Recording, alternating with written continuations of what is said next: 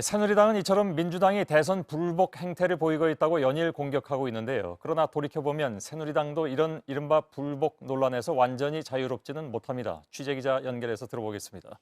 성문규 기자. 네, 국회입니다. 예. 역대 대선에서는 대선 불복 사례가 없다라고 새누리당은 이제 거듭해서 주장하고 있죠. 네, 그렇습니다. 어제 새누리당 황우여 대표가 최고위원회의에서 한 말이 있는데요. 먼저 황 대표의 말을 한번 들어보시죠. 예. 역대 어느 대선에서도 각종 선거사법은 있어 왔습니다만은 모든 후보들께서는 선거사법을 문제 삼아서 대선 불복에 길을 걸은 예는 없었습니다. 예.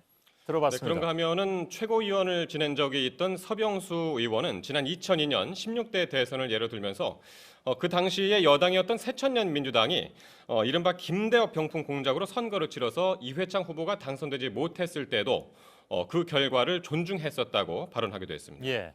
근데 많은 사람들이 기억하겠습니다만 그 당시에 한나라당은 당선 무효 소송을 냈던 걸로 기억을 하는데요. 그렇습니다. 대선이 치러진 지 닷새 만인 2002년 12월 24일에 한나라당이 당시 중앙선관위원장을 상대로 당선 무효 소송을 제기를 했었습니다. 그런데 그때 이유가 김대엽 병풍 사건이 아니라 전자개표기에 문제가 있었다는 거였습니다. 당시 노무현 후보와 이회창 후보의 득표 차가 57만여 표 차밖에 나지 않았습니다. 득표율로는 2.3%포인트밖에 나지 않는 박빙의 승부였는데 전자개표기가 오작동을 일으켜서 결과에 영향을 미쳤다는 주장이었습니다. 결국 수작업으로 재검표까지 했는데요. 노무현 후보가 816표 줄었고 이회창 후보가 88표 늘어나는 무의미한 결과에 그쳤습니다. 당시 이런 과정을 거치면서 한나라당은 당 지도부와 소송에 반대했던 소장파 사이에 갈등을 일으키기도 했습니다. 끝내 서청원 전 한나라당 대표는 심려를 끼쳐드려서 죄송하다면서 대국민 사과 성명까지 발표를 했었습니다.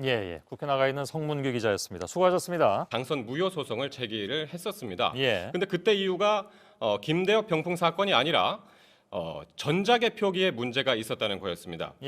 당시 노무현 후보와 이회창 후보의 득표 차가 57만여 표 차밖에 나지 않았습니다.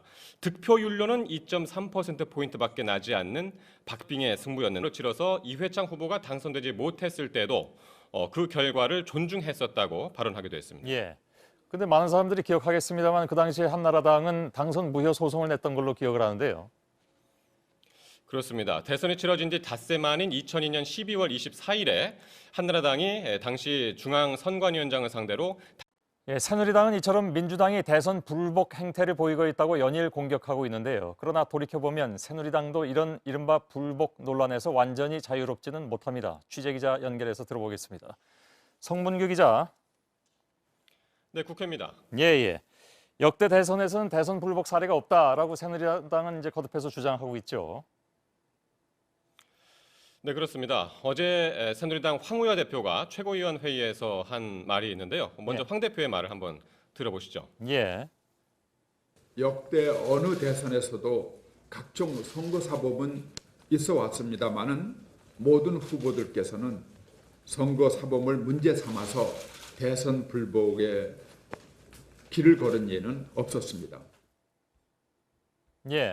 들어봤습니다. 네, 그런가 하면은 최고위원을 지낸 적이 있던 서병수 의원은 지난 2002년 16대 대선을 예로 들면서 그 당시에 여당이었던 새천년 민주당이 이른바 김대엽 병풍 공작으로 선거를